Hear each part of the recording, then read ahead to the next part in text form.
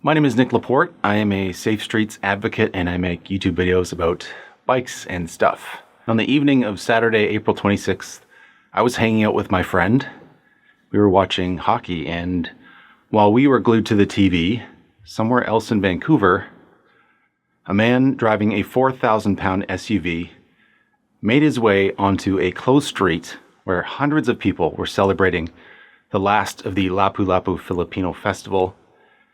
And the man pushed on the accelerator and drove that car into the crowd. And the car was so badly damaged that the front bodywork was missing, and you could no longer see out of the windshield because the hood had been so mangled. And in the end, he killed at least 11 people and injured many more.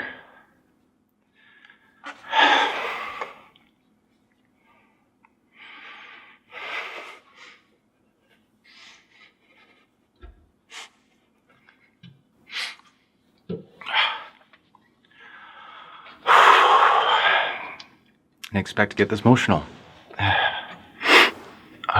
Jesus Christ.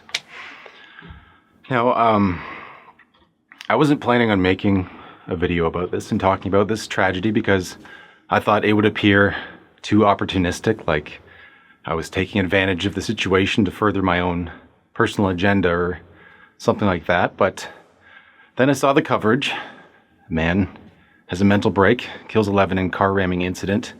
And there were calls to reform our mental health care system. Some questions are on whether or not the police did enough to keep the event safe. And then the usual suspects came out of the woodwork. Types you would typically see against making the streets safer in general, grasping this incident like a cudgel and smashing the keyboards to blame the libs or whatever. But no meaningful mention of what I would say are pretty important factors. So I thought, screw it. Let's talk about it. The typical reaction after many incidents like this is, why did it happen? Who's to blame? And you often see after a crash whether or not justice was served. Did the reckless driver get their punishment? As if that's a solution to prevention. And in this case, do we simply blame the guy behind the wheel, or is it bigger than that? Is it that our mental health crisis is not being taken seriously enough, or is it the police who didn't properly blockade the street? What I'm here to tell you is that this isn't the result of the actions of one person or organization. It's a systemic failure that's the result of a multitude of factors that line up perfectly like holes in these slices of Swiss cheese. And there are many things we should blame: personal responsibility behind the wheel, our failing mental health system, and the police's failed preparation. However, the slices we keep on ignoring is that this was enabled by the car and our built environment. And let me be very clear, this part I really don't want to say. But we told you so. What happened is absolutely an extreme case, but this is what we're talking about when we advocate for safer streets, and it's going to happen again.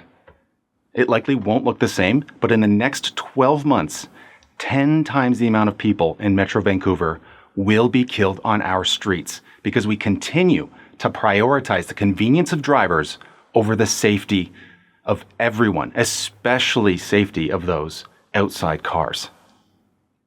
And in this case, we will literally, as a society, blame the nut behind the wheel instead of confronting the fact that our transportation system is fundamentally flawed and designed in a way that will kill people over and over and over again.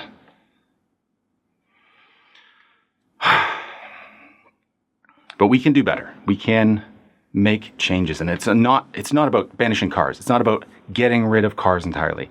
We can have our cake and eat it too. Where you find the safest streets in the world, you also happen to have the happiest drivers. And it can be as simple as starting with adding retractable bollards, narrowing streets at intersections, installing a few modal filters, or perhaps having permanent pedestrian-only spaces like every world-class city has.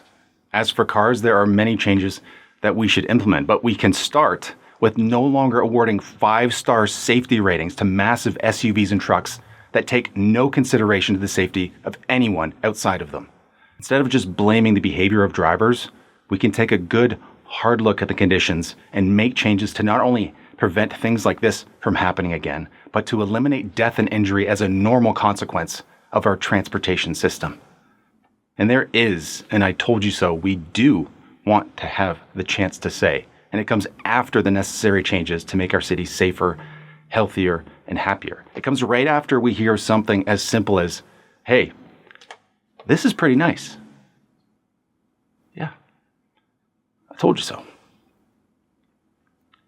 I'm made sick by what happened in my city, and I hope that we don't throw this away as some senseless tragedy. And I know it's not the one and only solution, but it is time that we take this crisis seriously and think deeply about the way that cars negatively impact our lives. Finally, my condolences go out to the victims, the families, and everyone who has been impacted in any way by this tragedy. I can't think of any less deserving community for this to have happened to. So I will leave links below for crisis resources and where you can donate. If you stuck with me this far, thank you for watching. Please stay safe out there.